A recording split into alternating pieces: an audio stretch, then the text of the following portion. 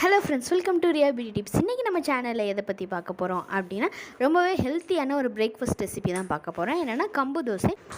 கம்பு மாவு வந்து இப்போ ரெடிமேடாகவே கிடைக்கிது. அது மட்டும் இல்லாமல் கம்பு நீங்கள் தனியாக வாங்கி அரைச்சி கூட இந்த தோசையை வந்து ஊற்றலாம். வாங்க அதை எப்படி பண்ணுறது அப்படின்னு சொல்லிட்டு வீடியோவில் போய் பார்க்கலாம். நீங்கள் எப்போ நம்மளோட சேனல் ஃபஸ்ட் டைம் பார்க்குறீங்க அப்படின்னா உடனே சப்ஸ்கிரைப் பண்ணுங்கள். அப்படியே பக்கத்தில் இருக்க பெல் சிம்பிளை ப்ரெஸ் பண்ணி ஆல் செலக்ட் பண்ணுங்கள். அப்போ தான் நான் போடக்கூடிய புத்தம்புதிய வீடியோக்களை நீங்கள் ஒன்றுக்கொன்னே பார்த்துக்கொள்ளலாம். கம்பு மாவு வந்து 3/4 கப் எடுத்துக்கோங்க.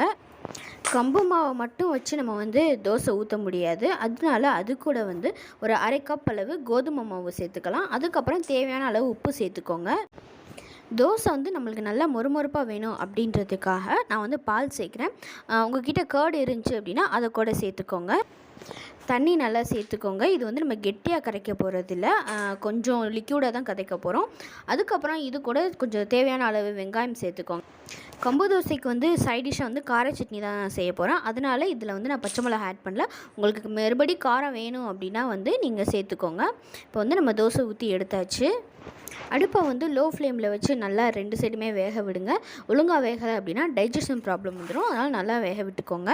அடுத்து கார சட்னி ரெசிபி பார்க்கலாம். இதுக்கு வந்து 4 காஞ்ச மிளகாய் நான் எடுத்திருக்கேன்.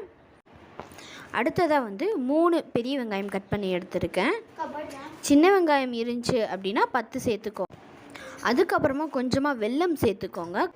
கொஞ்சமாக வெல்லம் சேர்க்குறனால கார சட்னியோட டேஸ்ட் வந்து கொஞ்சம் பேலன்ஸ்டாக சூப்பராக இருக்கும். அதனால தான் சேர்க்குறோம். அதுக்கப்புறம் உப்பு தேவையான அளவு சேர்த்துக்கோங்க. இப்போ வந்து நம்ம இதை அரைச்சி எடுத்துடலாம்.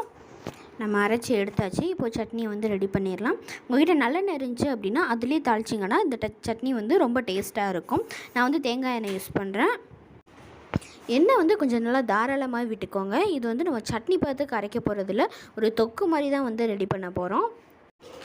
இது கூட கடுகு கறிவேப்பிலை தேவையான அளவு சேர்த்துக்கோங்க. அதுக்கப்புறம் அரைச்சி வச்ச பேஸ்ட்டை ஊற்றி நம்ம நல்லா கொதிக்க விட்டுடலாம். இப்போது எண்ணெய் நல்லா பார்த்திங்கன்னா வந்து தாராளமாக ஊற்றிருக்கோம். அது நல்லா பிரிஞ்சு வரட்டும், நல்லா கொதிக்க விடலாம். நீங்கள் சட்னிக்காக அரைக்கிறீங்க அப்படின்னா நீங்கள் வந்து தாளித்த உடனே வந்து பேஸ்ட்டை சேர்த்து கொஞ்சம் மிக்ஸ் பண்ணிவிட்டு எடுத்துடலாம். இல்லை உங்களுக்கு தொக்கு மாதிரி வேணும் அப்படிங்கும்போது இன்னும் வந்து நல்லா ஒரு 5 மினிட்ஸ் வரை கொதித்து அதுக்கப்புறம் பயன்படுத்துனீங்க அப்படின்னா சாதத்துக்கும் நீங்கள் வந்து பிசைஞ்சு சாப்பிட்டீங்கன்னா ரொம்பவே டேஸ்ட்டாக இருக்கும்.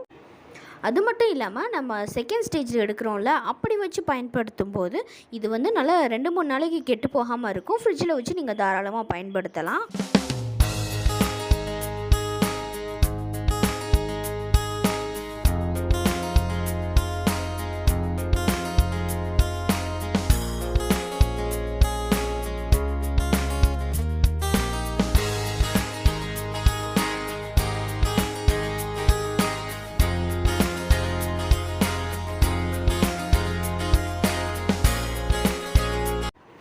ஓகே ஃப்ரெண்ட்ஸ், இந்த வீடியோ உங்களுக்கு பிடிச்சிருக்குன்னு நினைக்கிறேன். இந்த ரெசிபி ரொம்பவே டேஸ்ட்டானது அண்ட் ஹெல்த்தியானது.